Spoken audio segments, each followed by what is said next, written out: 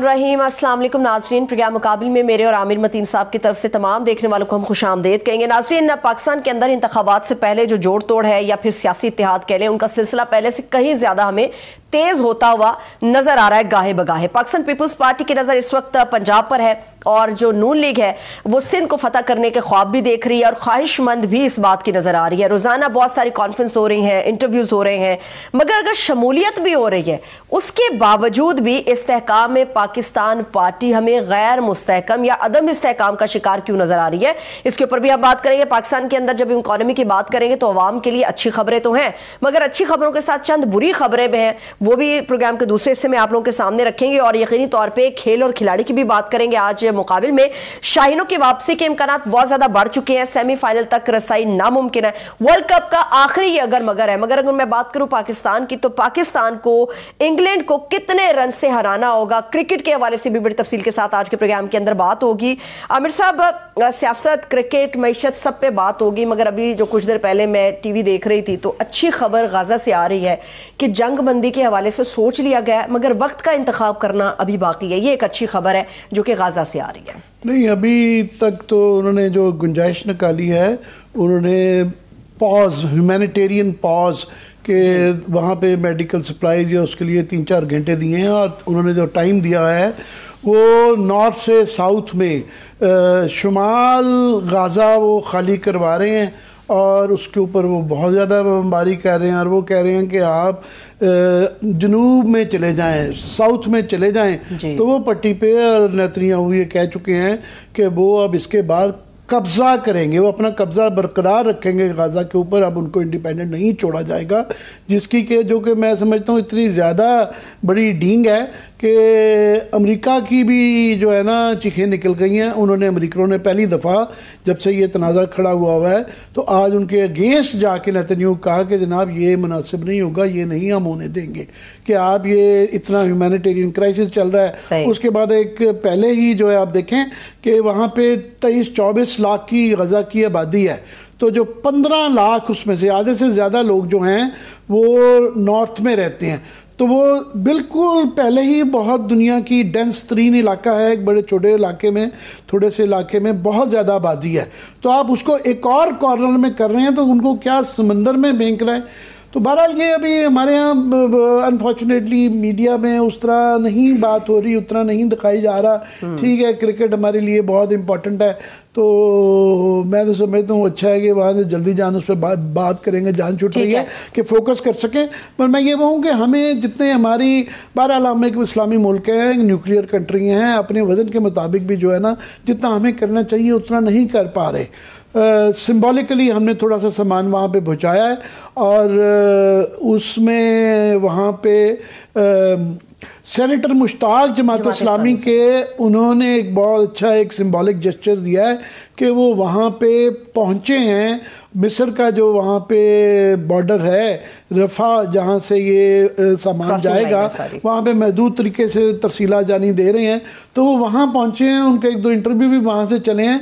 बल्कि अगर आप हमें हमारे मेहमान का अनाउंस करना चाह रही थी, इस वक्त सीनियर सहाफ़ी हैं, माहिर तज़कियाकार हैं, फारूक अक़दस साहब, उन्होंने में ज्वाइन किया। फारूक साहब, बेहद शुक्रिया आपके वक्त के लिए। जी, फारूक अक़दस साहब किसी तारुफ के मोहताज नहीं है, ये पाकिस्तान के सीनियर एक वरना मजाक बन के रह गए। हर कल का परसों का जो जर्नलिस्ट भी होता है वो सारे सीनियर होते हैं, मगर ये वाकई सीनियर हैं, बल्कि एंशिएंट मैं नहीं कहूँगा, मगर ये हमारे से भी, मुझसे भी कम अज़ कम सीनियर हैं और बड़ा कुछ इनसे हमें सीखने का मौका मिला है। तो मैं फारूक आपसे ये जो पूछना चाह रहा हूँ कि हम जो अपनी महदूद उसमें कर पा रहे हैं, बड़ी अच्छी बात है कि सेनेटर मुश्ताक साहब वहाँ पे मिस्र के बॉर्डर पे कोई एक सिंबॉलिकली पहुँचे। आपकी बड़ी पुरानी शनासाई है मौलाना फजल रहमान से, तो मुझे ये समझाइएगा कि ये खबर आई कि वो कतर चले गए हैं। अब ये फ़लस्तीन का कतर से क्या ताल्लुक़ है? वहाँ पे जाके वो हमास के लीडर से मिले हैं, दरमियान की उनकी पार्टी का यहाँ पे जो उस तरीके से जिस तरह के मजहबी पार्टियाँ, क्या तमाम गैर मजहबी पार्टियाँ भी और सियासी पार्टियाँ भी जिस तरीके से स्टांस ले रही हैं, JUI पहले उस तरह सरगर्म नहीं नज़र आ रही थी, अब वो कतर जाने की उनकी खबरें हैं। मुझे ज़रा इसकी मंतक समझा दें आप। بہت شکریہ عامر صاحب. کیا آپ پوچھ رہے تھے کہ فلسطین کا مولانا فضل الرحمان سے کیا تعلق ہے؟ نہیں، مولانا جو ہیں فلسطین کے لیے اپنی سولیڈیرٹی شو کرنے کے لیے، سینیٹر مشتاق تو چلے ادھر چلے گئے ہیں، سمجھ آتی ہے، یہ قطر چلے گئے ہیں، اس کے لیے وہ یہاں جانے کے منطق. جی میری سمجھ میں آ گئی بات. نہیں معلوم کہ آج یا کل مجھ سے پوچھ رہے تھے JUI کے ایک صاحب کراچی سے کہ جی آپ تو بہت زیادہ جانتے ہیں، تو وہ کس لیے گئے ہیں کہ خود کو ان کا تعلق JUI سے کچھ پتہ نہیں تھا. اچھا ایک دفعہ آپ کو پتہ ہے کہ مولانا صاحب اچانک تھائی لینڈ بھی چلے گئے تھے، بینکاک وغیرہ. میں اسی لیے آپ بہت جانتے ہیں، وہ خبر آپ نے بریک کی تھی تو مولانا پہ بڑی گہری نظر رکھتے ہیں، اسی لیے آپ سے یہ شروع کیا. اچھا تو مولانا حضرت صاحب جو ہیں اس طرح کے جو ہے پلیزنٹ سرپرائز دینے کے عادی ہیں، وہ دیتے رہتے ہیں. یہ بھی ان کا ایک طرح کا سرپرائز تھا کہ خبر تو یہ چھپی تھی کہ وہ تیزی سے غزہ کی طرف بڑھ رہے ہیں، روانہ ہو گئے ہیں. لیکن ان کا جو پہنچے وہ قطر میں. اب قطر میں پتہ نہیں کیا تھا کیا نہیں. ہم تو ایک دفعہ گئے تھے، وہ جب پرویز مشرف صاحب تھے وہاں پر دبئی کے اندر، تو وہاں پر جب ہم گئے تو قطر بھی گئے تھے، تو ہمیں یہ تعارف کرایا گیا تھا کہ جناب یہ امریکہ CIA کا جو ہے سب سے بڑا نظام اور سسٹم جو ہے وہ وہاں پر موجود ہے. تو وہ ہمیں دکھایا گیا سارے کچھ. اور قطر سیف الرحمان صاحب، ان حوالوں سے مجھے نہیں پتا کہ وہاں پر حماس کا بھی کوئی سسٹم ہے واسے وہاں پر، تو شاید وہ اس لیے گئے تھے. لیکن ابھی تک اس حوالے سے کسی قسم کی کوئی ایسی خبر نہیں آئی کہ ان کے وہاں جانے کا جواز پیدا ہوتا ہو، یا کوئی ایسی پیش رفت ہوئی ہو، یا کوئی ایسی بات سامنے آئی ہو کہ جناب وہ اس لیے وہاں پر گئے تھے. واپس آ کر انہوں نے البتہ یہ ضرور کہا ہے آج مجھے سے گفتگو کرتے ہوئے کہ جناب اس بات کا قوی امکان ہے کہ ہمارا پاکستان مسلم لیگ نون کے ساتھ انتخابی اتحاد ہو جائے. یہ مطلب انہوں نے ضرور کہا ہے، باقی کوئی ایسی بات نہیں کی انہوں نے. ہو سکتا ہے کچھ دنوں بعد پتہ چلے کہ وہ کسی قطع کلامی کی معذرت. لیکن فاروق صاحب ان کی حماس کے رہنماؤں سے تو ملاقات ہوئی ہے وہاں پر قطر میں؟ جی ان کا چونکہ وہاں پر بلکہ بتایا جاتا ہے کہ انہیں کہا گیا تھا کہ ان کو دعوت دی جائے، تو ان کو دعوت دی گئی، تو پھر گئے، انہیں کے کہنے پہ گئے تھے، انہیں کی ایما پر گئے تھے. لیکن کوئی ایسی ٹھوس چیز، کوئی ایسی بات کہ جس طریقے سے یہاں سے خبریں جس طرح آپ آج تک آپ نے خبر تو دے دی تھائی لینڈ میں جانے کی، مولانا کا سمجھ نہیں آتا کہ of all the places and of all the people Maulana Thai land کیوں گئے. اسی طرح ہی قطر کا بھی ایک معمہ ہے. میں آج یہ اخذ کر رہا ہوں آپ کی بات سے. باقی آپ نے سیف الرحمان کی وہ جو مہمان نوازیاں تھیں، جب سے ان کے رشتے میں میاں نواز شریف کے ساتھ جو خاندانی رشتہ بنا تھا اس میں دراڑ آئی ہے، تو وہ دسترخوان بند ہو چکا ہے. یہ میں آپ کو اطلاع دے رہا ہوں. جی بالکل درست کہہ رہے ہیں آپ، درست ہے. اچھا آج جو تھائی لینڈ کی بات کر رہے ہیں نا، دیکھیے رات کی بات کا مذکور ہی کیا، چھوڑیے رات گئی بات گئی. لیکن ایک سوال ضرور ہے عامر متین صاحب کہ اس وقت تو حضرت صاحب مولانا صاحب کی ضرورت اسلام آباد میں تھی، کیونکہ افغانستان کا ایشو جو بن گیا ہے اس وقت کہ جس طریقے سے غیر قانونی افغانیوں کو یہاں سے نکالا جا رہا ہے، اس کے اوپر بہت زیادہ صورتحال خراب ہو رہی ہے. ہمارے پرائم منسٹر صاحب نے واضح طور پر قطعیت کے ساتھ کہا ہے کہ جناب اس میں وہ لوگ ذمہ دار ہیں، اور انہوں نے افغانستان کے طالبان حکومت سے یہ مطالبہ بھی کیا ہے کہ جناب جنہوں نے یہ سارا کچھ کیا ہے ان کو ہمارے حوالے کریں آپ. تو یہ بات واضح ہو جاتی ہے. جتنے بھی اس وقت وہاں پر رہنما اور مرکزی لوگ اور مرکزی عہدیدار موجود ہیں، وہ یا تو مولانا سمیع الحق کے مدرسہ حقانیہ سے فارغ التحصیل ہیں، یا پھر مولانا فضل الرحمان صاحب کے سرپرستی کے اندر انہوں نے کام کیا ہے. یہاں پر وہ پلے بڑے ہیں، یہاں پر سارا کچھ ہوا ہے، اور مولانا فضل الرحمان صاحب کا ان پر خاصا اثر و نفوذ ہے.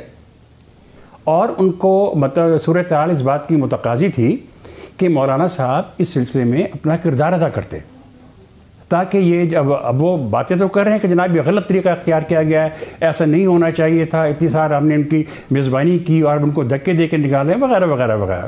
وہ یہ تو کر رہے ہیں، بیان بازی تو کر رہے ہیں، لیکن ضرورت تو اس بات کی تھی اور ہے کہ وہ اس کے اندر کو اپنا کردار ادا کریں. جتنا ان کا اثر و نفوذ طالبان کے اوپر ہے، جتنا ان لوگوں پر ہے، وہ انہوں نے آپ سے زیادہ کون جانتا ہے کہ وہ جو پنجابی میں کہتے ہیں کہ وہ گرم جگہ پہ بڑے ہوش مندی سے قدم رکھتے ہیں. تو بیلنسنگ ایکٹ ہے کہ کیونکہ جس طرح آپ نے ذکر کیا کہ حکومت اور ریاست کی طرف سے اتنا قطعیت جو ہے نا، یہ میں آپ سے اردو سیکھتا رہتا ہوں، میری کہاوت پر نہیں درست ہے کہ نہیں، وہ قطعیت کی طرح سے جس طریقے سے انہوں نے یہ کہا ہے، تو انہوں نے وہ بھی اپنے مفاد دیکھنا ہے کہ ان کا ووٹ بینک بھی خراب نہ ہو اور یہ لوگ ناراض بھی نہ ہوں، اور ناراض انہوں نے ریاست کو بھی نہیں کرنا، تو وہ ایک بیلنسنگ ایکٹ جس کے لیے وہ بڑے مشہور ہیں وہ کرتے نظر آ رہے ہیں۔ بالکل آپ نے صحیح فرمایا، ایک تو یہ ایشو ہے، دوسرا اس وقت پاکستان کی سیاست بڑی ہاٹ ہے کہ اس وقت جو ہے ان کی ایبسنس میں پہلے وہ سمجھ نہیں آ رہا تھا کہ وہ کس کے تکڑی میں اپنا پلڑے میں اپنا وزن ڈالیں گے، تو وہ بھی بیلنسنگ ایکٹ کر رہے تھے، کبھی وہ پیپلز پارٹی کے حق میں نظر آتے تھے، کبھی خلاف نظر آتے تھے۔ تو یہ ابھی آپ نے خبر دی ہے کہ آ کے انہوں نے فی الحال یہ دیکھا ہے کہ نواز شریف کا پلڑا بھاری ہے، تو وہ اس طرف وزن ڈالنا شروع ہو گئے ہیں۔ یہ میں صحیح سمجھ عکس کر رہا ہوں؟ جی سوری عامر صاحب، میں تھوڑا سا آپ سے اختلاف کروں گا، یہ بات نہیں ہے، یہ بات بالکل اصولی طور پر طے ہے کہ مولانا فضل الرحمان صاحب آصف زرداری سے باہر نہیں جا سکتے، بالکل لکھی ہوئی بات ہے یہ۔ وہ ان کے خلاف جو باتیں مرضیہ کریں، جو بیان مرضیہ دیں، لیکن وہ ان سے اختلاف نہیں کر سکتے، بظاہر کر سکتے ہیں لیکن کریں گے وہی جو آصف زرداری صاحب کہیں گے۔ اس کا ایک پورا پس منظر ہے۔ آپ کی بہت رفاقت رہی محترمہ بے نظیر بھٹو کے ساتھ سیاسی طور پر، اور مولانا صاحب کو زمانے میں کردار اور پھر کشمیر کمیٹی وغیرہ وغیرہ وغیرہ بہت ساری باتیں ہیں وہ۔ تو مولانا صاحب، یہ کیسے آپ ازیوم کر سکتے ہیں کہ جو کچھ ہو رہا ہے اس میں آصف زرداری صاحب کا کوئی کردار نہیں ہے، جب وہ پنجاب کے نگران وزیر اعلیٰ کو کہتے ہیں کہ یہ میرا بچہ ہے، اور وہ بچہ کیا کر رہا ہے؟ وہ سارا سہولتیں دے رہا ہے سب کو، ساری حکومت کو جو ان کو چاہیے، جو نواز شریف صاحب کو جو چیز چاہیے وہ دے رہا ہے سارا کچھ۔ تو یہ تو مطلب سارا اس میں یہ نہ یہ کہہ رہے ہیں بیسیکلی کہ یہ جو اس وقت جو لفظی گلے جا رہے ہیں یہ زبانی کلامی ہے۔ ویسے بائی دا وے ہمارے پروگرام میں 2-3 روز پہلے خرم دستگیر صاحب وہ اوپنلی کہہ گئے ہیں، انہوں نے کہا جی یہ بات سنیں آپ، زیادہ اس کو یہ جو انتخابی جلسوں میں پبلک کے لیے جو کہا جاتا ہے نا، یہ اتنا سیریسلی اس کو نہ لیں۔ تو یہ انتخابات کے بعد الحمدللہ دیکھیے گا تمام اکٹھے ہو جائیں گے، اور اس کی تک بھی سمجھ آتی ہے کہ آگے جو حالات نظر آ رہے ہیں، اگر پی ٹی آئی کو الیکشن نہیں لڑنے دیا جاتا یا صحیح طریقے سے نہیں لڑنے دیا جاتا اور ان کو بزور بازو باہر رکھا جاتا ہے، تو بھی یہاں پہ کولیشن گورنمنٹ ہی بنتی نظر آ رہی ہے۔ پیپلز پارٹی جو ہے وہ سندھ سے باہر نہیں ہے، نواز شریف صاحب کا ابھی بھی لارجلی پنجاب ہے، وہ بھی دیکھیں گے کیسے لیں گے، تو بعد میں سب نے اکٹھے ہونا ہی ہیں۔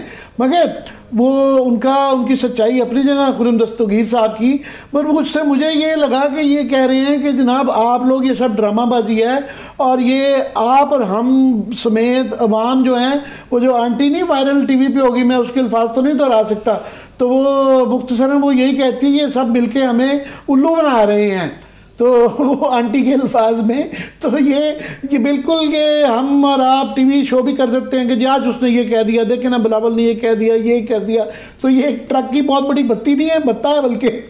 دیکھیں جی، کہیں پر ہمیں الو بنایا جا رہا ہے، کہیں پر ماتحت بنایا جا رہا ہے، کہیں پر غلام بنایا جا رہا ہے، کہیں پر ہمیں پپٹ بنایا جا رہا ہے، اور ہم لوگ بن رہے ہیں۔ کہیں پہ کچھ لوگ خوشی سے بن رہے ہیں، کچھ لوگ مجبوراً بن رہے ہیں، کچھ لوگ اپنی عزت بچانے کے لیے بن رہے ہیں، لیکن ہم بن رہے ہیں۔ ساری باتیں طے ہیں، بس صرف یہ ہونا تو یہ چاہیے تھا کہ جس وقت میاں نواز شریف صاحب لندن سے واپس آئے تھے تو ایئرپورٹ پر انہیں 21 نہیں بلکہ 42 توپوں کی سلامی دی جاتی۔ آئیے جناب، آئیے تو تقریباً وہ 42 سے تھوڑی سی کم کر لیں تو وہ کسر تو کوئی چھوڑی نہیں ہے۔ مگر آپ نے لندن سے یاد کروایا، کیونکہ آپ ابھی حال ہی میں لندن یاترا کر کے آئے ہیں، اور ہمیں موقع ملا آپ سے وہاں پہ بھی لندن میں بھی بات کرنے کا، اور جو میری اطلاعیں ہیں آپ وہاں پہ بھائی کی لیم بھی کھا کے آئے ہیں، مگر نظر آتا ہے کہ لندن تو اب اجڑ گیا ہوگا کہ وہاں سے دو ہی خبریں آتی تھی, ایک ایم کیو ایم سے ریلیٹڈ, کیونکہ ساری یہاں کی ایم کیو ایم وہاں سے رن کی جاتی تھی, اس کے بعد میاں صاحب اور ایک دور میں بی بی بھی وہاں رہتی تھی, تو لندن ایک جو ہے قسم کا یہاں کا سیکنڈ ہیڈ کوارٹر بن گیا تھا. تو میاں صاحب کے آنے کے بعد روز وہ ایون فیلڈ کے باہر لوگ اکٹھے ہوتے تھے, وہ رونقیں تو ختم ہو گئی, اجڑ گیا لندن. جی اجڑ گیا بالکل. اس سے پہلے میں ذرا یہ بات کر لوں, دیکھیے عامر صاحب, ابھی تک انتخابات جو ہیں ان کی گہما گہمی جو ہے وہ بیانوں میں ہے, اخباروں میں ہے, میڈیا میں ہے اور گفتگو میں ہے. آپ نے کبھی یہ نہیں دیکھا کہ عوامی سطح پر اس حوالے سے کوئی جوش و خروش موجود نہیں ہے کہیں پر, حالانکہ اس سے پہلے تو وہ لگنے شروع ہو جاتے تھے, مطلب جھنڈے شروع ہو جاتے تھے, اپنے طور پر ریلیاں نکالا کرتے تھے, لیکن عوام قطعی طور پر لا تعلق نظر آتے ہیں ساری صورتحال سے کہ انتخابات اور یہ وہ. اور جب کوئی مائک لے کے ان کے پاس پہنچتا ہے تو وہ اس طریقے کی گفتگو فرماتے ہیں کہ کم از کم میڈیا کے اوپر نشر نہیں ہوتی, سوشل میڈیا کے اوپر ہو جائے تو علیحدہ بات ہے. عوام کا کوئی اس سارے عمل سے, کیونکہ وہ سب کچھ دیکھ رہے ہیں کہ کیا ہو رہا ہے. آج کل انٹرنیٹ کے جو سروے جو ٹویٹر کے اوپر خاص طور پہ, اب تو ایکس ہو گیا ہے, وہ ہوتے ہیں, اس کے اندر بہت زیادہ شمولیت ہوتی ہے, وہی اسی کے ذریعے اطلاعات آتی رہتی ہیں. صدقہ یا غیر مصدقہ کانٹروورشل سروے کچھ آتے ہیں, پھر وہ ہٹ جاتے ہیں, پھر بتایا جاتا ہے کچھ سروے ہوئے ہیں, اس کے اوپر لوگ بیٹھ گئے ہیں, وہ ریلیز نہیں. تو بالکل لا تعلق نہیں ہے, کہیں نہ کہیں کسی نہ کسی طریقے سے لوگ اظہار کر رہے ہیں. وہ جو پرانا طریقہ تھا کہ سڑکوں پہ نظر آئیں, گہما گہمی نظر آئے, جیسے ویسے, وہ آپ بالکل صحیح کہہ رہے ہیں. وہ گہما گہمی دیکھیں, مطلب یہ کہ اصل بات تو وہی ہوتی ہے نا جو گلی کوچے کے اندر ہوتی ہے. اگر آپ کسی کا تعاقب کر کے اسے جا کے پوچھیں اور سروے کریں, اس کے بعد یہ ایک علیحدہ بات ہے. لیکن وہ جو بات ہوتی ہے نا, اس میں انتخاب کی جو گلی کوچے میں اور قہوہ خانوں کے اندر اور گلی محلے کے اندر جو باتیں ہو رہی ہیں, اس کے اندر انتخاب کی بات نہیں ہو رہی. اس کے اندر محبت کا اظہار ہو رہا ہے یا نفرت کا اظہار ہو رہا ہے, اس میں انتخابات کی بات نہیں ہو رہی.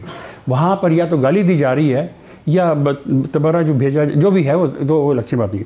اب آئیے, آپ نے جو حلیم کی بات کی اور لندن کی بات اجڑ گیا, حلیم کی یار نہیں, تو اس کا مطلب یہ ہوا ایک تو اس کی لائٹر سائڈ ہے, وہ بھی بتائیے گا. پھر میں پوچھنا چاہوں گا کہ وہ حلیم والوں کا کراچی کی سیاست میں ایم کیو ایم دوبارہ بڑی وہ نظر آتی ہے کہ کانفیڈنٹ کہ وہ اب مارکا مار لیں گے, تو وہ لندن فیکٹر ابھی کتنا امپورٹنٹ ہے اس لحاظ سے. مگر پہلے اجڑے ہوئے دیار کی کہانی.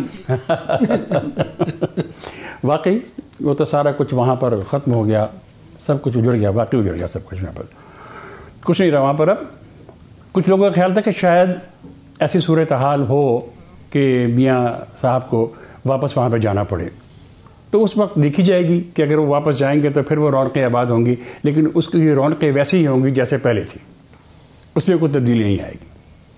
ٹھیک ہے سر. جہاں تک بھائی کی بات ہے, ان سے ٹھیک ہے, میں جب جاتا ہوں تو ان سے ملاقات ہوتی ہے اور وہ بہت محبت کا اظہار کرتے ہیں. حلیم ولیم بھی کھلائی آپ کو؟ جی, اس دفعہ حلیم نہیں تھی, اس دفعہ انہوں نے پلاؤ, بہت زبردست قسم کا پلاؤ بنایا تھا, اور اتنا اچھا تھا کہ وہ جاتے وقت انہوں نے مجھے باندھ کے بھی دیا کہ گھر لے جاؤ تم, اور دیکھنا پوچھنا بہنوں سے بھائیوں سے کہ کیسا پلاؤ ہم نے دیا فاروق صاحب, کیسا بنایا ہم نے وغیرہ. خیر, تو ان سے باتیں ہوئیں عامر صاحب. وہ میں نے ان سے پوچھا, میں نے کہا جی آپ تو لگتا ہے کہ ناکام اور ایک شکست خوردہ لیڈر ہیں, اور ختم ہو گئی آپ کی تو بات. تو انہوں نے کہا ہاں, میرے بارے میں اسی طرح کی سوچ ہے, یہی کہا جا رہا ہے, لیکن نہ تو میں شکست خوردہ ہوں, نہ ہی میں ناکام ہوں, اور نہ ہی میں غیر فعال ہوں. میرا جو مقصد تھا, جو میرا مشن تھا, اس کی تحریک جو میں نے شروع کی تھی, وہ تحریک ختم نہیں ہوئی, اس کا طریقہ کار اور تبدیلی اس کے اندر آئی ہے. اب بھی فکری نشستوں میں جاتا ہوں اور میں ان سے اپنا بیان پیش کرتا ہوں اور وہ لوگ سنتے ہیں. باقی یہ ہے کہ کچھ میں نے عامر صاحب ان کی گفتگو سے اندازہ لگایا کہ وہ فعال ہیں, اور ابھی بھی آپ کہہ رہے ہیں بالکل London M Q M P بن گئی ہے پاکستان, یہ اتنی پی کے ساتھ ایک جو ہے ایل بھی لگا ہوا ہے. جی جاری رکھیے گا. جی ٹھیک کہہ رہے ہیں. تو لیکن وہ پاکستان کے حوالے سے اپنی مجموعی طور پر تحریک کے حوالے سے بات کر رہے تھے. جو میں نے ایک بات ان سے گفتگو کے دوران میری بہت طویل نشست ہوئی. بعض باتیں نہ کرنے کا میں اخلاقی طور پر پابند ہوں, اور آپ بھی اجازت نہیں دیں گے مجھے. تو وہ تو میں نہیں کرتا، لیکن یہ ہے کہ میں نے یہ محسوس کیا کہ وہ اس وقت پاکستان کے اندر عمران خان کو اپنا لیڈر سمجھتے ہیں، اور وہ یہ سمجھتے ہیں کہ جو میرا مشن تھا اس کو عمران خان آگے بڑھا رہا ہے. یہ میں نے ان کی گفتگو سے اخذ کیا. وہ اس طرح کی گفتگو فرما رہے تھے. لیکن آپ یہ جان لیجئے کہ اگر کوئی یہ کہتا ہے کہ وہ ختم ہو گئے ہیں، وہ خاموش ہو گئے ہیں، ایسی بات نہیں. جو موجودہ ایم کیو ایم ہے ابھی بھی ان کے زیر اثر ہے کہ اس میں اب تو سب کو اکٹھا کر دیا گیا ہے، تو کیا ابھی بھی ان کا اثر و رسوخ ہے ان تک؟ وہ مطلب جو موجودہ ایم کیو ایم ہے اس میں وہ کسی کو اس قابل نہیں سمجھتے کہ وہ ان کے زیر اثر ہوں، ان سے ان کی بات مانیں، ان سے کوئی بات کی جائے. وہ ان کو بالکل کسی قسم کی کوئی اہمیت نہیں دیتے. لیکن ان کے رابطے پاکستان کے اندر موجود ہیں، اور رابطوں کے وہ ایک فیکٹر آپ کہہ رہے ہیں انتخابات جب بھی ہوں گے تو وہ کراچی کے اندر وہ ایک فیکٹر ہیں ابھی بھی. جی مطلب ہیں، بالکل ہیں. نہیں، اور بھی لوگوں کے رابطے ہیں یہاں سے، پاکستان سے، اور لوگوں کے بھی ان سے رابطے ہیں، اور کچھ لوگ مل کے بھی آئے ہیں ان سے. تو خیر زیادہ اس پہ بات نہیں ہو سکتی، لیکن یہ ہے کہ وہ بالکل پوری طرح فعال ہیں جناب، اور پورے انتہائی پرعزم ہیں وہ، اور وہ اپنے کارکنوں سے رابطے میں ہیں. پورا جو ویسٹ کے اندر، مغرب کے اندر جو ان کا ہے سارا سسٹم، وہ اسی طرح پوری طرح فعال ہے اور وہ کام کر رہے ہیں. لیکن اس کے لیے وہ زیادہ کوئی شور شرابہ یا اظہار نہیں کر رہے. ایک بات. دوسری بات یہ ہے کہ ان کو بہت بڑا دھچکا پہنچا ہے پچھلے دنوں، جو برطانیہ کی عدالت نے ان کے جو فنڈ سیز کیے ہیں اس سے ان کو بہت زیادہ دھچکا پہنچا ہے. تو وہ مالی پریشانی کے اندر مبتلا ہے. ان کا سب سے بڑا مسئلہ یہ ہے مالی پریشانی کا. ان کا جو پرتعیش گھر بڑا لگژوریس، وہ سارا کچھ انہوں نے بند کر دیا ہے، کیونکہ وہ کہتے ہیں کہ میں ان کے سارے ٹیکسز کہاں سے دوں گا، میں کہاں سے بل ادا کروں، میں نہیں کر سکتا. وہ سارے انہوں نے بند کر دیے. وہاں جاتے بھی پتہ نہیں کبھی ہیں یا نہیں جاتے ہیں، یہ مجھے پتہ نہیں. لیکن یہ ہے کہ انہوں نے جو اپنے کارکنوں کی کفالت کا ذمہ لیا ہوا ہے، ٹھیک، وہ پاکستان میں بھی ہیں. میں فعال سے آپ نے فعال ہونے کی ذکر کیا، تو میں اس میں یہاں جو پاکستان کی ابھی میں اس کی پولیٹکس پہ دوبارہ تھوڑا سا آنا چاہ رہا ہوں کہ یہاں جس طرح آپ نے کہا کہ الیکشن کی گہما گہمی تو نہیں ہے، کیونکہ ایک بہرحال جو پاکستان کی اس وقت بھی جو لاسٹ الیکشن کے اندر جو سب سے زیادہ جس کو ووٹ ملے تھے وہ پارٹی بالکل دیوار کے ساتھ لگا دی گئی ہے. اور یہ تو کلیئرلی ہے کہ ان کے اوپر یہ قدمیں رہیں گی. اس کی ایکسٹینٹ، اس کی کہ کب تک رہے گی، کتنی رہے گی، کہ آیا جو ہے پی ٹی آئی چیئرمین جب تک وہ جیل سے باہر آ پائیں گے، نہیں آ پائیں گے. ان کا جو سیکنڈ ٹیئر ہے جس طرح کے شاہ محمود قریشی وغیرہ، وہ کیا وہ بھی جیل میں رہیں گے، اور جو باہر ہیں چند سینئر حضرات، ان کو الیکشن میں لڑنے دیا جائے گا، نہیں دیا جائے گا. اور تھرڈ ٹیئر کے لوگ بھی جو کہ نئے لوگ ہوں گے الیکشن، انہوں نے یہ اعلان تو کروایا اپنے وکیل کے تھرو کہ جناب ہم ہر سیٹ سے لڑیں گے. تو کیا کس طرح لڑنے دیا جائے گا، نہیں دیا جائے گا، یہ تو ایک کلیئر ہے کہ وہ فعال نہیں ہیں، ان کو نہیں ہونے دیا جا رہا. مگر نواز شریف صاحب فعال ہو گئے ہیں. ان کی آج کی خبر تھی، بلکہ بڑی کنٹروورشل ہو گئی، کہ انہوں نے جو ہے گورنر ہاؤس لاہور میں ایک جو ہے وہاں میٹنگ کی، وہاں پہ 2-3 گھنٹے رہے بھی، کھانا وانا کھایا، اور الیکشن کے حوالے سے ڈسکشن بھی کی، اور کینڈیڈیٹس بھی سوچے کہ دیکھے اپنے لیڈروں سے، تمام پارٹی کے لوگوں سے ملے بھی. گو کہ وہ کنٹروورشل اس لیے ہو گیا کہ گورنر ہاؤس بہرحال ٹھیک ہے وہ ہے، مگر وہ ایک نیوٹرل ادارہ ہے. اگر فار ایگزامپل پریزیڈنسی کے اندر جو ہے پی ٹی آئی کے لوگ اس طرح کی اپنی انتخابی میٹنگ کریں گے تو وہ کنٹروورشل ہو جاتا ہے.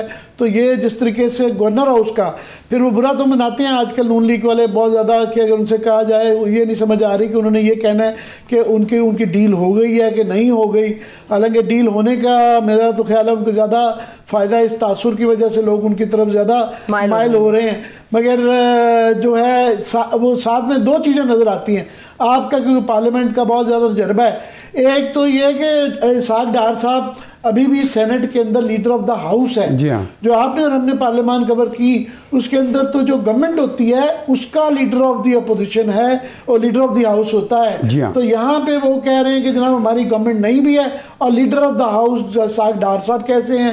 دوسرا یہ گورنر ہاؤس کا جو اس طریقے سے استعمال جو ہے یہ کیا وجہ ہے؟ کیونکہ 2-1 لوگوں نے کہا ہے کہ نہیں جی وہ تو ان کی تعزیت کرنے گئے تھے، مگر جو خبریں آ رہی ہیں یہ کوئی 5-6 اخباروں میں چھپی ہوئی ہیں، تو وہ جو تفصیلات ہیں اس سے نہیں لگتا کہ وہ تعزیت کے لیے گئے تھے. کیا کہیں گے یہ 2 ایشوز پہ؟ ایک کہ اوورآل ظاہر ہے گورنمنٹ جس طرح آپ نے کہا کہ 42 توپوں کی سلامی بس دینے کی کسر رہ گئی تھی، اور نیچے نظر آ رہا ہے کہ اسحاق ڈار صاحب یہ لیڈر آف دی ہاؤس ہیں، اور گورنر ہاؤس کا اس طرح استعمال ہو رہا ہے جس طرح سب کچھ ان کا اپنے ہی ہے. تو اس میں کیا مطلب کوئی دو رائے تو نہیں ہے جس طریقے سے سب کچھ وہ کر رہے ہیں؟ کروڈلی کر رہے ہیں، بالکل کروڈلی کر رہے ہیں. اور یہ ساری صورتحال وہ سمجھتے ہیں کہ ان کے حق میں جا رہی ہے. ایسا نہیں ہے. اب ایک عام آدمی بھی اتنا شعور رکھتا ہے کہ یہ کیا ہو رہا ہے. اب جس طرح آپ نے اسحاق ڈار صاحب کی مثال دی، لوگوں کو پتہ ہے کہ وہ تو مطلب اپوزیشن کو وغیرہ جس طرح آپ نے بتایا. اور پھر یہ کہ کس طرح وہ لندن گئے تھے، کن حالات میں وہ لندن گئے تھے، کن حالات میں آئے، اور کس طرح وہ سارا کچھ کر رہے ہیں. دیکھیں اب ساری چیزیں اب آپ نے چونکہ بھائی کی بات کا ذکر کر دیا تو میں ان کا حوالہ دوں گا کہ انہوں نے کہا، میں نے اس طرح کے سوال میں نے بھی ان سے کیے تھے، تو انہوں نے کہا کہ دیکھو کوئی لیڈر ہو یا نہ ہو، MQM بن گئی تھی، میں بھی کام کر رہا تھا، لیکن ایک واقعے نے MQM کو کیا سے کیا بنا دیا تھا. وہ واقعہ تھا بشرا زیدی کا، جب وہ گولی مار میں ایک بس سے گر کر وہ طالبہ گر کر وہ جاں بحق ہو گئی تھی، اور وہاں پر لوگ ہجوم میں اکٹھے ہو گئے تھے اور انہوں نے بس کو آگ لگا دی تھی، اور اس کے بعد ایک اشتعال پھیل گیا تھا، اور وہاں سے MQM کا ایک. اسی طرح پاکستان میں بھی کسی وقت کسی بھی نوعیت کا بہت بڑا واقعہ پیش آ سکتا ہے جو ساری صورتحال کو تبدیل کر دے. ایک 9 مئی کا واقعہ تو ہوا ہے، اس سے بھی ہوا. دوسرا آپ کی جو بات بلوچستان میں بھی لوگ بھول جاتے ہیں، جو حالات خراب ہونے شروع ہوئے تھے، وہ ڈاکٹر شازیہ کا واقعہ ہوا تھا جہاں پہ نواب بھٹی نے بہت سٹانس کیا تھا. اس کے بعد سے ہی ایک واقعے کی وجہ سے آج تک، اب اس واقعے کو میرا خیال کوئی 17-18 سال ہو گئے ہیں، تو وہ جب سے آج تک حالات نہیں. بالکل یہ ریفرنس دیا انہوں نے بھائی نے بھی کہ یہ اس طرح بنتا ہے سر. اچھا بلوچستان کی جب آپ بات کر رہے تھے، دیکھیے اب یہ جو نگران حکومت ہے، اس کے جو وزراء ہیں، یہ جانا چاہتے ہیں الیکشن میں. یہ اپنا کردار یہاں پہ ختم نہیں کریں گے. ان میں سے میجورٹی جو ہے نا وہ الیکشن میں جائیں گے. مثلا جو وہاں کے وزیر داخلہ ہیں ہمارے وفاقی، یہ سنا جا رہا ہے کہ وقت سے پہلے کیونکہ 1.5 ماہ کی غالباً ہوتی ہے تو 1.5 ماہ پہلے شاید استعفیٰ دے کے وہ کینڈیڈیٹ سنا جا رہا ہے کہ امیدوار ہیں نگران وہاں پہ وزیر اعلیٰ کے بلوچستان میں. ہاں تو اب ایک اور خبر میں دے دوں ویسے جو اب میں خبر کیا یہ اس کے اشارے، کیونکہ ہمارے جیسے بے تاشا لوگ ہیں کہ اسحاق ڈار کے متعلق جو کر رہے ہیں کہ جناب یہ جو مسئلہ بیچ رہے ہیں کہ نیا پاکستان لائیں گے، اقتصادی معاملات ٹھیک کر دیں گے. 2017 والا ہم نے تو تبلا کیا خدا کے لیے، وہ والا پاکستان تو یہ اسحاق ڈار صاحب کہ یہ مسئلہ بکنے والا نہیں ہے. تو ابھی یہ اشارے دیے جا رہے ہیں نون لیگ کی طرف سے کہ احسن اقبال غالباً ان کے کینڈیڈیٹ ہوں گے. اب یہ کسی میں اسحاق ڈار کے متعلق یہ پبلکلی کہنا دیکھیں گے کہ کہہ سکتے ہیں کہ نہیں رہ سکتے. اگر وہ نہیں بھی بنائے جائیں گے، جس طرح پہلے وہ صرف فائنانس منسٹر کہنے کو تو تھے، وہ کامرس بھی وہی تھے، پلاننگ بھی وہی تھے، تقریباً 43 کے قریب بتایا جاتا ہے کہ ادارے تھے جس کے اندر بری محمد رضا دربار کی جو تنظیموں سمیت سب کو وہ کنٹرول کرتے ہی کرتے تھے. پلیز جاری رکھیے گا. تو یہ پتہ نہیں ہے خبر بھی یہ اس کی کسی کی حوصلہ ہوگا کہ نہیں اناؤنس کر سکے. ہاں اچھا اب دیکھیے وہ بلوچستان جا رہے ہیں میاں نواز شریف صاحب، انہی دنوں میں چلے جائیں گے 2-4 دنوں کے اندر. وہاں پر سب کچھ تیار ہے، سب کچھ تیار ہے کہ ملاقات کریں گے، یہ کریں گے، پھر دعوت دیں گے، پھر ان سے کہیں گے، پھر وہ شامل نو مطلب ہر چیز ریڈی ہے وہاں پر. وہ صرف ایک رسمی سی کارروائی ہوتی ہے، اور وہ رسمی کارروائی کریں گے، ملیں گے، اور اعلان ہوگا یہاں پر.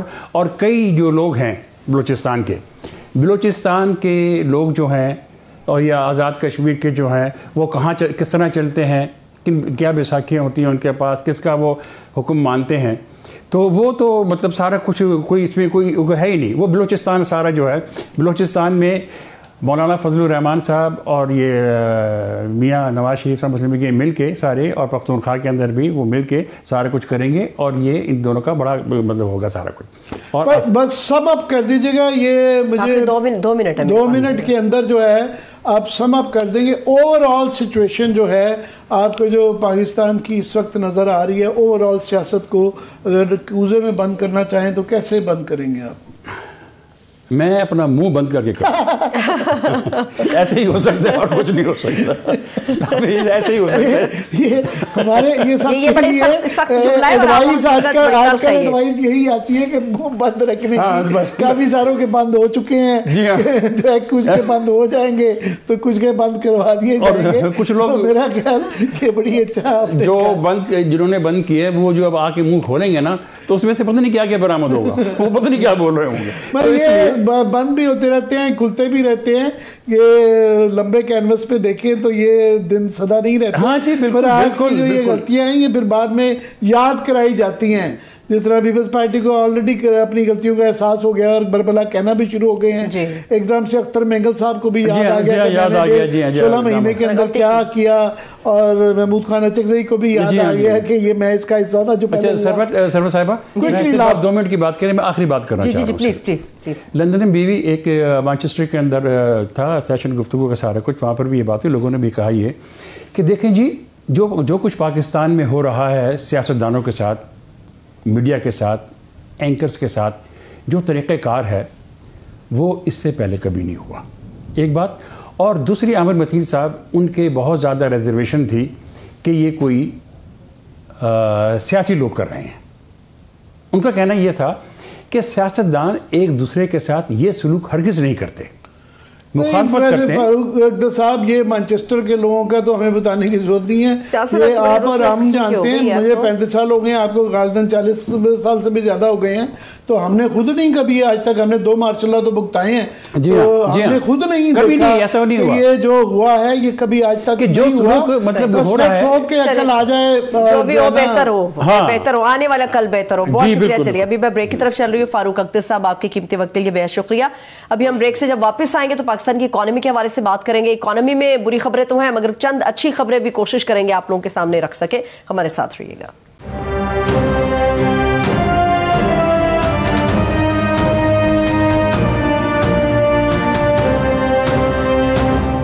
ایک بار پھر سے پروگرام میں ہم آپ کو خوش آمدید کہیں گے. پاکستان کی اکانومی کے حوالے سے ہم بات کرنے جا رہے ہیں ابھی سے کچھ دیر کے بعد، یا غالباً ہمارے ساتھ ہے، اگر مجھے پروڈیوسر صاحب کنفرم کر دیں، ماہر معاشیات ڈاکٹر شاہد حسن صدیقی صاحب بھی ہیں. ڈاکٹر صاحب بے حد شکریہ آپ کے وقت کے لیے. آپ کی طرف آتی ہوں مگر عامر صاحب معیشت کے حوالے سے چند روز پہلے تک بڑی اچھی خبریں تھیں مگر ڈالر کے حوالے سے پھر وہی خبریں. مجھے ڈاکٹر صاحب کی بات یاد آ گئی کہ یہ ڈالر وقتی طور پہ نیچے جا رہا ہے، آپ کچھ دیر کے بعد دیکھیں گے دوبارہ سے اوپر آئے گا. ڈاکٹر صاحب کی بات بھی سچ ہو گئی ہے.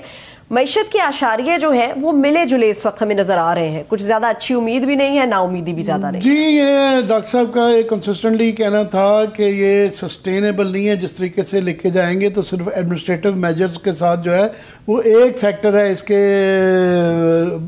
ایکسچینج ریٹ کی، اس انوملی کا، تو یہ نہیں رہے گا. پر دعا تو ہماری ہوگی کہ یہ جو ناجائز طور پہ اور منافع خوروں کی وجہ سے جا رہا تھا یہ سلسلہ چلتے ہی رہے. تو اس پہ ہم نہیں کرتے کیونکہ اس سے انکریجڈ ہوتے ہیں منافع خور جو ہے. مگر میں جو ڈاکٹر صاحب سے پوچھنا چاہ رہا ہوں کہ ڈاکٹر صاحب کہ چلیں پہلے کے مقابلے میں روپی بڑا، ڈالر نیچے آیا اور پھر پٹرول بھی کم ہوا، مگر ساتھ میں آج 40 پیسے جو ہے انہوں نے بجلی بڑھ گئی ہے. اور مہنگائی کے اوور آل جو ہے گیس کا بھی مجھے ابھی میں دیکھ رہا تھا اس کے بھی جو ہیں، اگر آپ یہ بتا دیں کہ کتنے بڑھ گئے ہیں. 400 روپے 40 پیسے فی یونٹ مہنگی ہو گئی ہے بجلی اور گیس کا بھی ہے. تو مہنگائی کے ڈاکٹر صاحب اس سے بھی کوئی فرق نہیں. عام آدمی کے لیے سب سے بڑا کنسرن تو مہنگائی ہے. اور ابھی بھی جو سی پی آئی جنرل جو مہنگائی اوور آل ہے وہ 27% ہے. اور جو سینسٹیو پرائس انڈیکس ہے جو کہ زیادہ اہم جو اسینشل کموڈٹیز ہوتی ہیں اس کے ابھی بھی تقریباً 34% سے بھی زیادہ ہے. اور زیادہ خطرناک بات یہ ہے کہ پہلے ہمیشہ دیہی علاقوں میں کم ہوتی تھی، ابھی دیہی علاقوں میں زیادہ ہے کہ جو ہے کہ وہاں 29% ہے اور 25% ہے شہروں میں. تو یہ مہنگائی کا جو یہ بھی چل رہے ہیں معاملات، آئی ایم ایف ملا جلا کے، یہ کوئی اچھی امید آپ کو ہے کہ یہ بہتر حالات ہوں گے کہ نہیں؟ بہت شکریہ جناب. پہلے میں آپ کی خدمت میں یہ عرض کر دوں کہ جو جنوبی ایشیا میں شرح نمو کا اوسط ہے اس سال ہمارا اس کے آدھے سے کم رہے گا، نصف سے کم، اور جو مہنگائی ہے ان کے 3 گنا اس سے زیادہ رہے گی۔ یہ تو بالکل واضح چیز آپ کو نظر آ رہی ہے۔ روپے کی قدر جیسے میں نے پھر آپ کو بتایا تھا 12 جولائی کو 276 روپے کا تھا، اس کے بعد دانستہ گرایا گیا، ابھی تک 276 کی فگر نہیں آئی ہے، آج بھی وہ 286 ہے، یعنی 10 روپے آج بھی کم ہے۔ لیکن جو پریشانی کی بات ہے کہ میرے خیال سے جو اہداف انہوں نے رکھے تھے، شاید میں ذمہ داری سے کہنا چاہتا ہوں کوئی ایک کامیابی بھی حقیقی معنوں میں ان کے دور میں نہیں آئی۔ بہت سارے ریزنز وہ کہہ سکتے ہیں، اسرائیل کی جنگی کارروائیاں کہہ سکتے ہیں، IMF کی سخت شرائط کہہ سکتے ہیں، اور جو بھی کچھ ہے کہ سب سے بڑی چیز ہے کہ نگراں حکومت نے خود، میں ذمہ داری سے کہہ رہا ہوں، جو اختیارات ان کو حاصل تھے قانون کے تحت اور ہیں، وہ انہوں نے جس سے طاقتور طبقوں کا مفاد متاثر ہوتا اس سے انہوں نے مکمل طور پر اجتناب کیا ہے۔ اور فورن پالیسی میں آپ دیکھیں تو پرائم منسٹر صاحب نے کھل کے کہہ دیا کہ طالبان کی حکومت بھی سہولت کار ہے۔ ارے بھائی، ایران سے آپ کے تعلقات خراب ہیں، افغانستان پر آج آپ نے الزام لگا دیا، اب بھارت ہمارا دشمن ہے، وہ بہت ایکٹیو ہے۔ تو ان حالات میں اگر آپ اپنے اختیارات استعمال نہیں کر رہے، بجٹ خسارہ ہدف سے زیادہ رہنے والا۔ ڈاکٹر صاحب، وہ ان کے اختیارات وہ ٹھیک ہے، انہوں نے کافی کوشش کی چیزوں کو کرنی میں، بہرحال اگر وہ اختیارات زیادہ استعمال کریں تو ہم یہ شکایت کرتے ہیں کہ جناب آپ کا یہ اختیار نہیں تھا، جب نہ کریں تو تب بھی یہ والی رہتی ہے کہ ان کے پاس ایک پولیٹیکل کیونکہ پریشرز نہیں ہیں، مگر یہ ایک بڑی بیلنسنگ ایکٹ ہے۔ مگر زیادہ جو تشویشناک بات اب نظر آ رہی ہے کہ اب IMF کا آلموسٹ ہم نے بالکل دل پہ پتھر رکھ کے بہت ہی سخت قسم کی کنڈیشنز وہ پوری کرتے ہوئے وہ تو لگتا ہے ہو گیا، مگر ابھی بھی یہ جو بتایا جا رہا ہے کہ فائنینشیل گیپ جو ہے 4.5 ارب سے لے کے 6 ارب تک کا گیپ ابھی بھی آ رہا ہے، یہ کیسے فل ہوگا؟ دیکھیے، بات یہ تھی کہ یہ سب تخمینے ہیں۔ IMF جو معاہدہ، جو آپ کے اہداف ہیں وہ 30 جون کے ہیں، اور IMF کا پروگرام ختم ہو رہا ہے 12 اپریل 2024 کو۔ وزیر خزانہ نے کھل کے کہا کہ جی میں اس پہ کمنٹ نہیں کروں گی جب تک ان کے ساتھ معاملات طے نہ ہو جائیں، لیکن شاید وہ 6 ارب سے زیادہ ہوگا۔ اس کی وجہ یہ تھی کہ کرنٹ اکاؤنٹ ڈیفیسٹ بھی آپ کا تقریباً IMF کہہ رہا ہے کہ وہ 5 ارب ڈالر سے زیادہ ہو سکتا ہے۔ پھر آپ اگر اسٹیٹ بینک کی مانیٹری پالیسی پڑھیں، اس میں وہ کہتے ہیں ہماری برآمدات کو خطرہ ہے، ہماری ترسیلات کو خطرہ ہے، ہماری افراط زر کو خطرہ ہے۔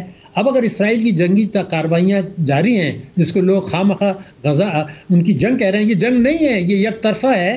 امریکہ یورپین یونین کے تعاون سے غزہ میں کچلا جا رہا ہے، اور کچھ اسلامی ممالک بہرحال آپ کو پتہ ہے کہ اسرائیل کے اندر سے حمایت کر رہے ہیں۔ اس کی وجہ سے تیل کی منڈی کی قیمت عالمی منڈی میں کیا ہوتا ہے ہمیں نہیں پتہ، اور اس کے طریقے سے برآمدات اگر آپ دیکھیں اس دور میں نہیں بڑھی ہیں۔ ہمارا اگر تجارتی خسارہ کم ہوا ہے تو 4 ارب ڈالر کی امپورٹس کم ہوئی ہیں، جس کی وجہ سے آپ کی شرح نمو جو ہے وہ گر رہی ہے، بجٹ خسارہ آپ کا بڑھ گیا۔ جو ہمارا ڈیٹ سروسنگ ہے وہ آپ کے ٹیکس ریونیوز جو ہیں صوبوں کو دینے کے بعد اس سے وہ پورا نہیں ہوتا۔ تعلیم کا بجٹ آپ نے کم کر دیا، صحت کا کم کر دیا، ترقیاتی اخراجات کا کر دیا، اور افراط زر جو ہے میرا خیال ہے اب عوام کی جب آپ بات کریں، ابھی آپ نے گیس کی بات کی، کیا ہمیں پتہ ہے کہ جو لائف لائن کنزیومرز ہیں ان کے اوپر 500 روپے مہینے کا بوجھ ڈالا گیا ہے صرف گیس میں، 500 روپے مہینے کا۔ پھر آپ یہ بھول رہے ہیں ہماری قوم کہ جناب ہم نے بیواؤں، یتیموں کو، پینشنرز کو ہم منافع دے رہے ہیں بہبود کے اوپر 16.5، مہنگائی حکومت کہتی ہے 26.5۔ آپ 10% منافع کم دے کر مہنگائی سے آئین پاکستان کی شق 3 کو توڑ رہے ہیں۔ پھر آپ کہتے ہیں جی ہمیں غریبوں کا خیال ہے۔ ارے بھائی، آپ طاقتور طبقوں کو مراد دے رہے ہیں، آپ ٹیکس کی چوری نہیں روک رہے، آپ irregular اثاثے جو میں نے بار بار آپ کی خدمت میں عرض کیا تھا جسے ان کو 1100 ارب روپے مل سکتے تھے، جو قانون کو توڑ کے ان پر ہاتھ نہیں ڈال رہے، معیشت کو دستاویزی بنانے میں۔ یہ آپ ہمیشہ کہتے رہتے ہیں، میں چاہوں گا یہ آپ دہرا دیں جو آپ کہتے ہیں کہ بغیر قانون شکنی کی ہوئی بلکہ امپلیمنٹ قانون کو کرتے ہوئے 1100 ارب، اس کو ذرا اس کی منطق کو، کیونکہ مجھے تو یاد رہ جاتی ہے مگر نئے ناظرین کے لیے بتا دیں کہ یہ کیا کہتے ہیں آپ۔ لیکن محترم، میں 2 باتیں عرض کرتا ہوں۔ پہلی تو میں یہ کہتا ہوں مختصراً کہ پچھلے سال کے بجٹ میں یہ کہا گیا تھا کہ ٹیکس کی چوری 3,000 ارب ہو رہی ہے، ہم اس کو وصول کر کے آمدنی بڑھائیں گے۔ اب وہ 4,000 کی فگر آ گئی، تو اس کے لیے تو آپ کو قانون کی ضرورت نہیں ہے۔ اگر آپ صرف یہ کر دیں ڈپٹی کمشنر اس کو یہ کہہ دیں کہ پراپرٹی کی مالیت جو ہے اس کو آپ مارکیٹ ویلیو پہ لے آئیں، تو کئی ہزار ارب روپیہ وہاں چوری کا پڑا ہے وہ الٹیمیٹلی وہ بکس میں آئے گا، معیشت کو دستاویزی بنایا جائے گا۔ اب مجھے آپ کو پتا ہے کہ ٹیکسوں میں اتنے کمیشن بنے ہیں کہ کوئی ایک نئی سفارش نہیں آ سکتی، سب کچھ موجود ہے۔ کمیشنز میں. لیکن ہمارے وزیر خزانہ نے پھر ٹاسک فورس بنا دی. ارے بھائی آپ ایکشن کی بات کریں, آپ کا کام پالیسی بنانا نہیں ہے. جو بات میں عرض کر رہا ہوں کہ جب ایمنسٹی دی تھی تو قانون بنا دیا گیا تھا کہ جو ناجائز اثاثے ہیں ان کو ضبط کر کے 7 سال جیل بھیجا جائے گا اور ان کی آئندہ نسلیں بھی روئیں گی, اتنی ان کے خلاف ایکشن ہوگا. یہ قانون موجود ہے. ڈاکٹر صاحب آپ ہمیشہ بہت اچھی تجویز دیتے ہیں, آپ کو زحمت دیتے رہیں گے. بنیادی طور پہ یہ آپ یہ کہہ رہے ہیں کہ یہ جو بجائے اس کے کہ بجلی گیس اور غریبوں کے لیے انڈائریکٹ ٹیکسز بڑھانے کے آپ مگر مچھوں کو ہاتھ ڈالیں کہ یہ جو آپ نے بتایا کہ غیر قانونی طور پہ جو پیسے بنائے جا رہے ہیں, بینکوں کو جو 56 ارب روپے کا انہوں نے ایکسچینج ریٹ میں بنائے, تو یہ بڑے لوگوں کو ہاتھ ڈالیں بجائے اس کے کہ سارے چھوٹے غریب طبقوں کو جو ہے نا ان کو تکلیف میں ڈالا جائے. بہت بہت شکریہ. چلیے بھی بریک لیتے ہیں. بہت شکریہ ڈاکٹر شاہد حسن صدیق صاحب ہمارے ساتھ موجود تھے. بریک سے واپس آئیں گے اور بات کریں گے کرکٹ کے شاہروں کی کہ ان کی اڑان کہاں تک ہے. Stay with us.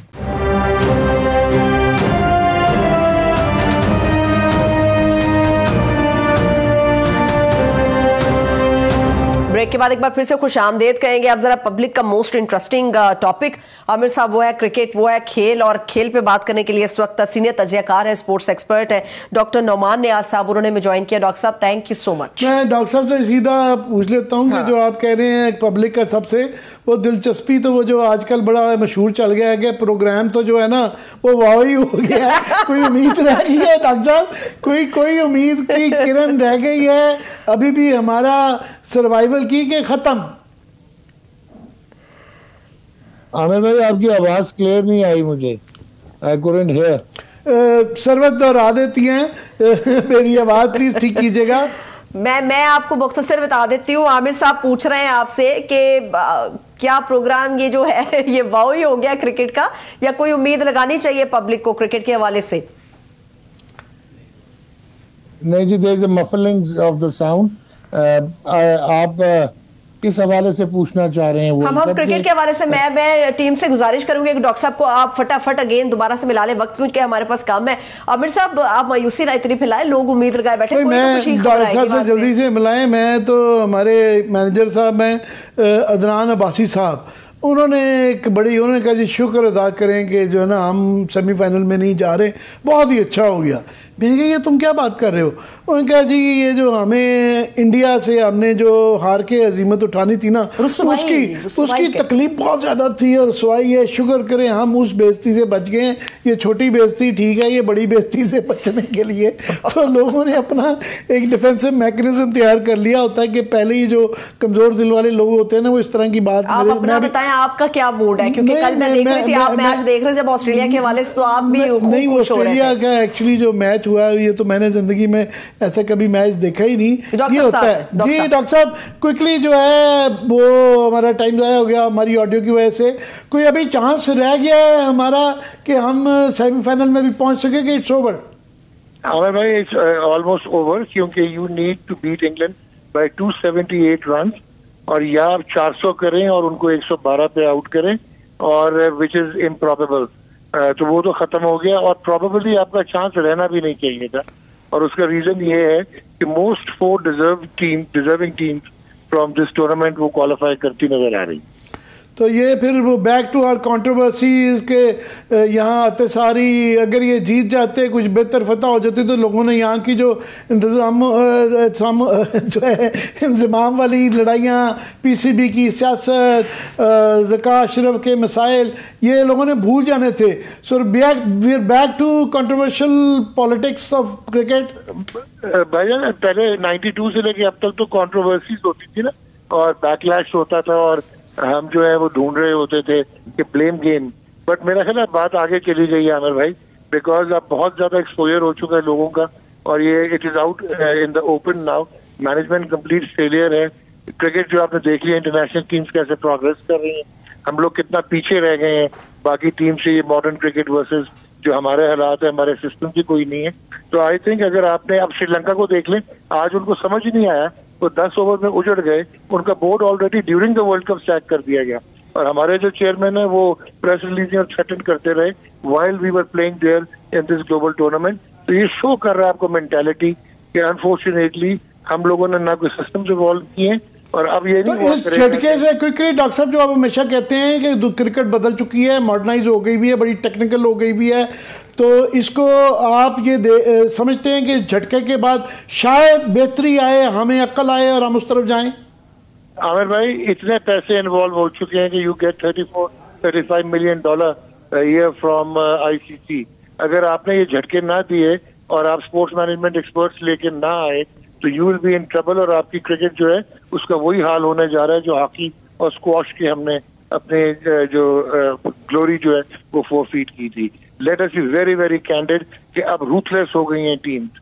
اگر آپ نے افغانستان سے بھی ہارنا شروع کر دیا اور افغانستان نے جس نے اپنے آپ کو ریویل کیا ہے تو that is the way how you progress. Pakistan will soon be in serious trouble اگر ذکا اشرف وغیرہ نہیں یہ کرکٹ چلانی ہے تو. یہ تو آپ کی خواہش ہے کہ ایسا ہو، مگر ایسا ہوتا نظر آ رہا ہے آپ کو؟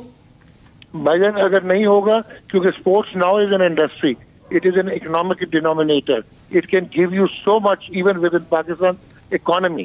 تو اگر آپ نے یہ صرف کرکٹ کی بات نہیں ہو رہی، اسپورٹ بہت آگے چلیں گی. اسپورٹس براڈ کاسٹنگ ہے، برانڈز ہیں. تو اگر آپ اس کو سیریس نہیں لیں گے تو you will be at the losing end. مجھے ابھی اتنا ہوپ نہیں لگ رہا. خطرناک نتائج. بہت شکریہ ڈاکٹر صاحب. معذرت وقت بالکل میرے پاس نہیں ہے، ختم ہو چکا ہے. ڈاکٹر صاحب ڈاکٹر نعمان نیاز سے عامل تھے ہمارے ساتھ. آپ کچھ ایڈ آن کرنا چاہیں گے؟ نہیں، یہ بس یہ ڈاکٹر صاحب کے ساتھ تفصیلاً ہم اس کا پوسٹ مارٹم کریں گے آنے والے دنوں میں. بہت شکریہ. تھینکس سو مچ. دیکھنے والوں کو شکریہ. مجھے اجازت ہے. اپنا بہت سا خیال رکھیں. خدا حافظ.